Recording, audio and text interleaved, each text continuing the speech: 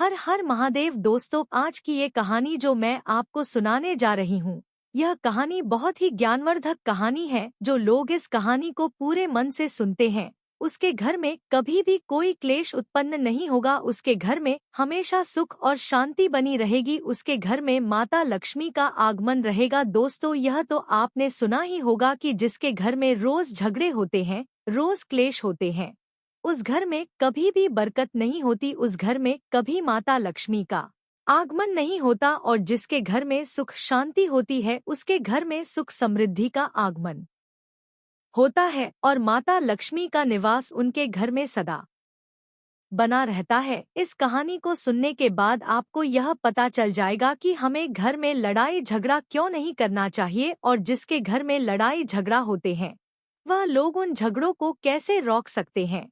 क्योंकि घर में सुख शांति का होना बहुत जरूरी है, क्योंकि जहाँ सुख शांति होती है वहीं माता लक्ष्मी निवास करती है। जहाँ क्लेश होते हैं, लड़ाई झगड़े होते हैं, वहाँ माता लक्ष्मी का वास नहीं होता, वहाँ पर दुख और दरिद्रता का निवास होता है। चलिए अब कहानी शुरू करते हैं। एक जंगल में एक मोर और मोरनी रहते थे। मोर और मोरनी बहुत ही हंसी खुशी जंगल में रहा करते थे। एक दिन मोरनी मोर से कहती है कि पिया जी, हमें यहाँ से चलना चाहिए, हमें वहाँ चलना चाहिए जहाँ हमारे समाज के लोग रहते हैं, जहाँ काफी सारे मोर मोरनी रहते हैं, हमें वहाँ चलना चाहिए। मोर मोरनी से कहता है कि प्रिय, अगर हम वहाँ चलेंगे तो लड़ाई झगड़े होंगे, हम दोनों यहाँ जंगल में कितना सुकून से रहते, हमें वहाँ जाने की क्या जरूरत है। लेकिन मोरनी जिद करने लगती है तो मोर भी मान जाता है। मोरनी की जिद करने पर वह दोनों उड़कर एक नगर में आ जाते हैं।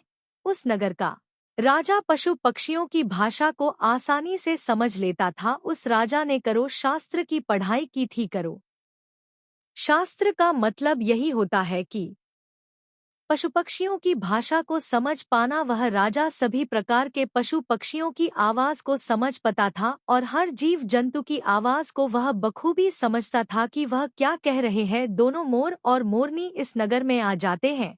एक दिन की बात है। राजा अपनी रानी से कहता है कि हे रानी, मुझे बहुत तेज भूख लगी है, आप मुझे भोजन ला दीजिए। राजा की रानी 36 प्रकार के भोजन बनाकर एक हाथ में पानी का लोटा और दूसरे हाथ में खाने का थाल लेकर राजा के पास पहुंचती है।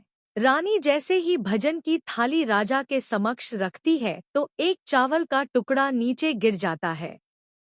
वहीं पर कुछ चींटियां घूम रही थी तो एक चींटी चावल का टुकड़ा लेकर वहां से जाने लगती है। राजा बैठा यह सब घटना को देख रहा था। उस चींटी के पास में तुरंत ही एक बड़ा चिटा आता है और वह चिटा उस चींटी से कहता है कि हे चींटी, यह चावल का टुकड़ा मुझे दे दो और तुम वापस जाओ और राजा की थाली से दूसरा चावल का टुकड़ा लेकर आओ। उनकी बातों को राजा पूरी तरह से सुन रहा था, क्योंकि राजा हर जानवर और पशु पक्षियों की भाषा को समझ सकता था। तो राजा वहीं बैठा सुन रहा था कि चिटा चींटी से यह बात कह रहा है। फिर चींटी चिटा से कहती है कि नहीं, मैं नहीं जाऊंगी। अगर यह बात राजा को पता चल जाएगी तो राजा मुझे मार देगा।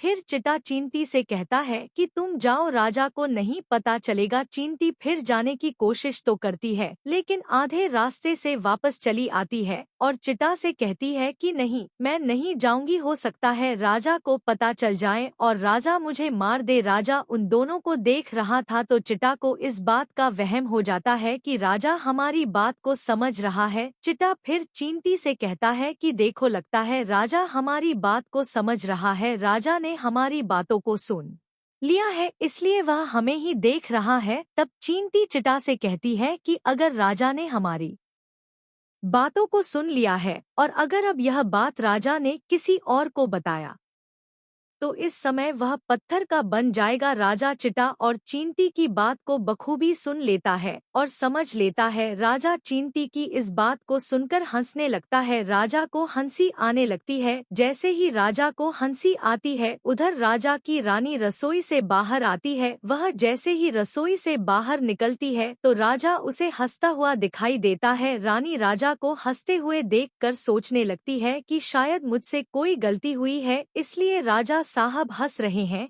रानी राजा के पास आती है और कहती है कि हे महाराज, क्या मुझसे कोई पाप हुआ है? क्या मुझसे कोई गलती हुई है? कि आप इतने जोरों से हंस रहे हैं? राजा रानी से कहता है कि नहीं, ऐसी कोई बात नहीं है मुझे बस यूं ही हंसी आ गई। रानी राजा से जिद करने लगती है और कहती है आपको मुझे बताना पड़ेगा कि आप क्यों हंस रहे थे। राजा बार बार मना करता है क्योंकि राजा को पता था कि चींटी ने कहा है कि अगर मैं चींटी वाली बात किसी को भी बताऊंगा तो मैं पत्थर का बन जाऊंगा। इसलिए राजा रानी को यह बात नहीं बताना चाहता था, लेकिन रानी बार बार जिद करती है और कहती है कि आपको मुझे बताना ही पड़ेगा कि आप क्यों हंस रहे थे। अगर आप मुझसे सच्चा प्रेम करते हैं, अगर आप मुझे अपनी रानी समझते हैं, तो आपको यह बतानी पड़ेगी कि आप क्यों हंस रहे थे।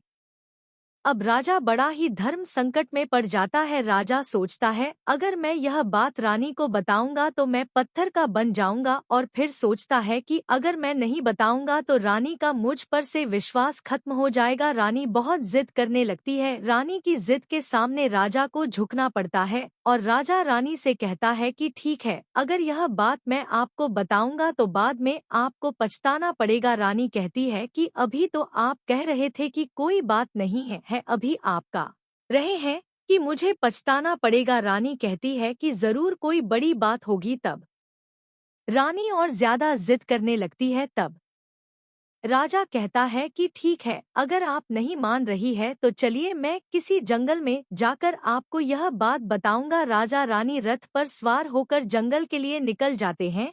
जैसे ही वह घनघोर जंगल में पहुंच जाते हैं, तब राजा सारी बात रानी को सुनाने लगता है। जैसे ही राजा थोड़ी थोड़ी बात रानी को सुनाता गया, वैसे वैसे वह धीरे धीरे पत्थर का बनता गया। जैसे राजा ने आधी बात रानी को सुनाई तो वह आधा पत्थर का हो गया। राजा फिर रानी से कहता है, हे रानी, मैं धीरे धीरे पत्थर का बनता जा रहा हूँ, तुम बाद में बहुत पछताओगी। रानी कहती है कि है राजा, है महाराज, थोड़ी सी बात बच्ची है, आप उसे अभी सुना दीजिए। तो राजा पूरी बात बता देता है और राजा पूरा पत्थर का बन जाता है। रानी की इज्जत के कारण राजा पूरा पत्थर का बन जाता है। रानी रोने लगती है। रानी उस पत्थर को हिलाने की कोशिश करती है, लेकिन भारी भरकम पत्थर कैसे हिल पाता, क्योंकि राजा बहुत ही भारी था। राजा पत्थर का बन जाता है और उधर रानी सर पीट पीट कर रोती है, हाथ पीटती है, विलाप करती है, हर किसी जीव जंतु से सहायता के लिए गुहार करती है। इस पूरी कहानी को मोर और मोरनी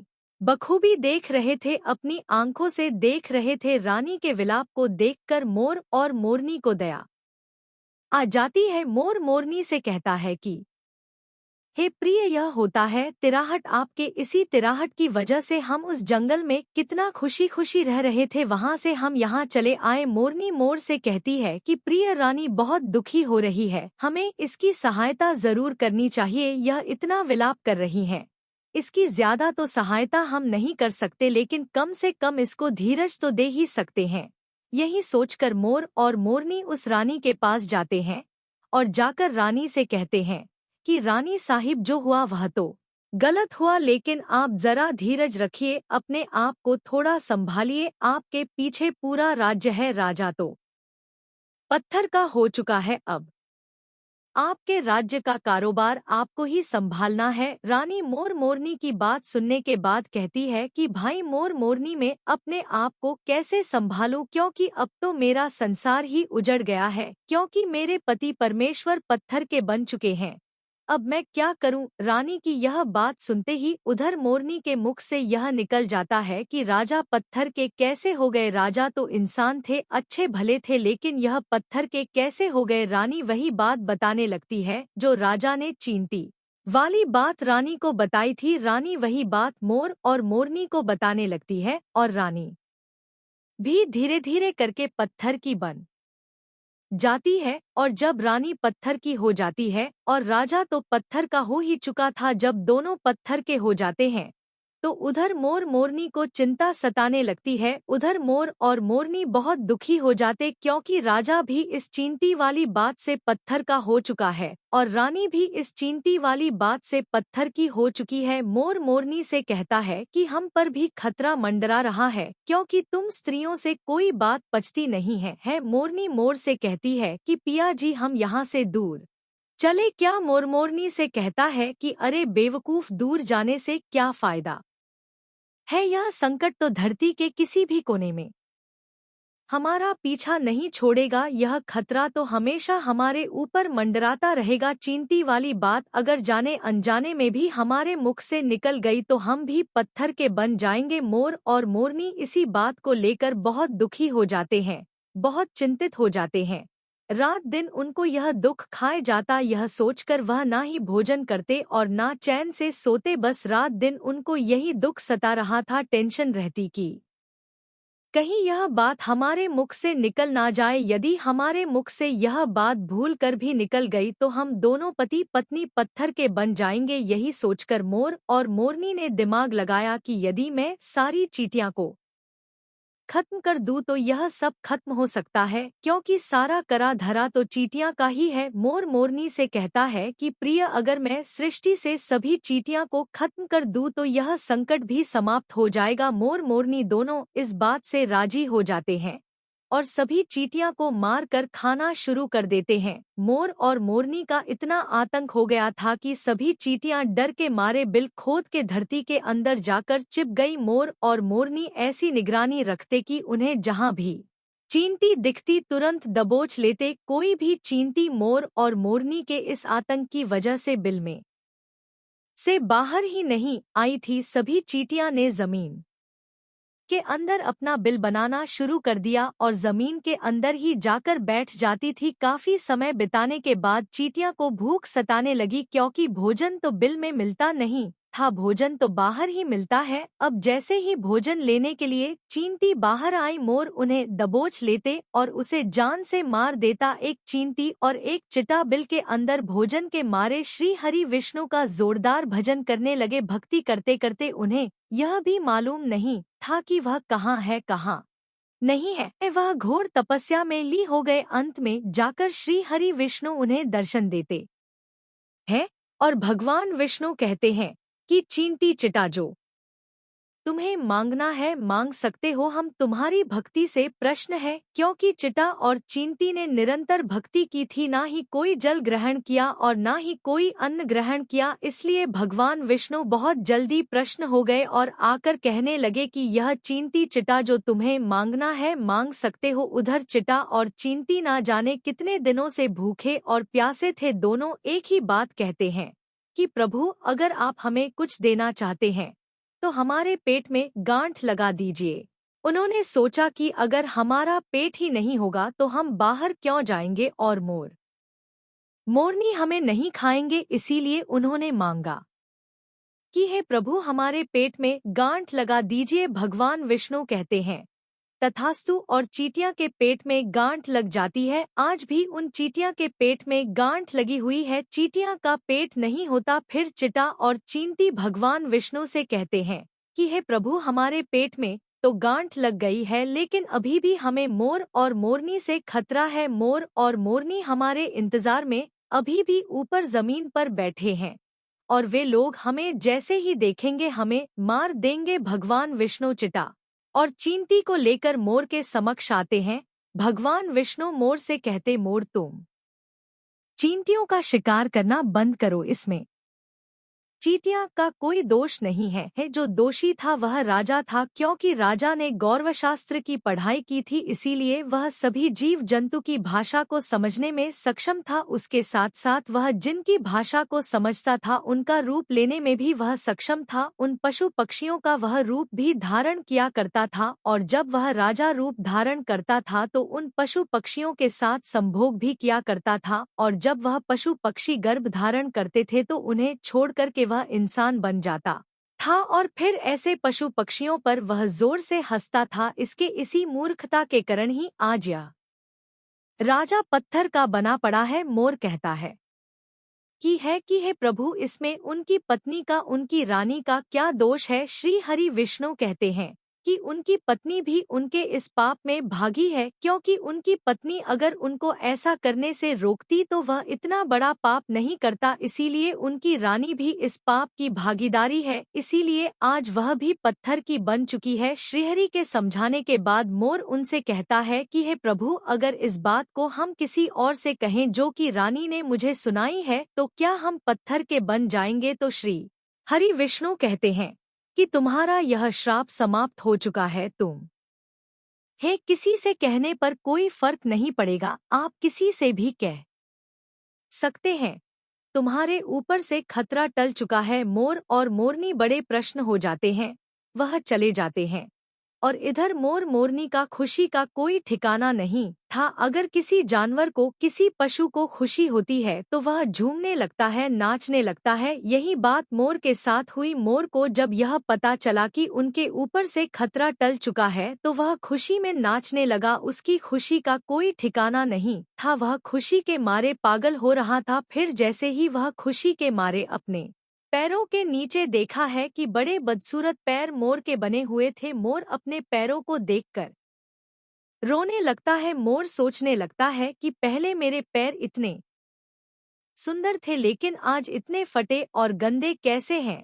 मेरा पूरा बदन सुंदर है, लेकिन मेरे पैर इतने फटे और बदसूरत कैसे हैं। मोर के पैरों का फटने का कारण चींटी खाना था, क्योंकि उसने बहुत सारी चींटी मार मार कर खाई थी और मोरनी ने भी खाई थी, इसीलिए उनके पैर फट गए। आज भी कोई इंसान अगर चींटी खाता है तो उसके शरीर में छोटे छोटे डेन बन जाते हैं। यदि आप ज्यादा मात्रा में चींटी खाओगे तो आपका बदन भी फटने लगेगा। वह बदसूरत हो गए थे, इसीलिए मोर अपने पैरों को देखकर जोर जोर से रोने लगा। मोरनी मोर को धीरज रखवाती है और कहती है, जो हुआ वह तो हो गया, रोने से क्या होगा। मोर नाचता और जोर जोर से रोता, इसीलिए उसके आंखों से आंसू की धारा बही थी। मोरनी मोर को धीरज रखवाती और उसके आंसुओं को नीचे गिरने से रोकती, लेकिन रोक नहीं पाती। मोरनी के हाथ तो है नहीं, लेकिन अपनी चोंच से एक एक आंसुओं को उठाती और अपने मुख में रखने की कोशिश करती है, लेकिन कितना अपने मुख में रखती वह सीधे मोरनी के पेट में चले जाते। इस तरीके से हर बार मोरनी मोर के आंसू को रोकती और मोर नाचता और खूब जोर जोर से रोता। मोर के आंसुओं को देखकर और मोरनी के प्यार को देखकर भगवान श्री हरि फिर से दर्शन देते हैं। मोर मोरनी को आशीर्वाद देते हैं और कहते कि तुम्हारा प्रेम ऐसे ही सदा बना रहे। इसे अब आप आशीर्वाद समझे या श्राप, इसकी वजह से वह कभी संभोग नहीं कर पाते, क्योंकि मोर जब नाचता है तो उसकी आंखों से आंसू गिरते हैं और उन आंसुओं को मोरनी चुकती है और इस आंसुओं के कारण मोरनी गर्भवती हो जाती है। भगवान श्री हरि मोर मोरनी को आशीर्वाद देते हैं और कहते हैं कि तुम्हारी भक्ति धन्य है और तुम धन्य हो। एक समय ऐसा भी दिन आएगा कि तुम्हारे पंख को हम मुकुट बनाकर धारण करेंगे। इसीलिए कहते हैं कि जब श्री कृष्णा के रूप में श्री हरि धरती पर आते हैं तो वह मोर का पंख अपने मुकुट में धारण करते। दोस्तों, अगर आपको यह कहानी पसंद आई हो तो वीडियो को लाइक करें और चैनल को सब्सक्राइब करें। धन्यवाद।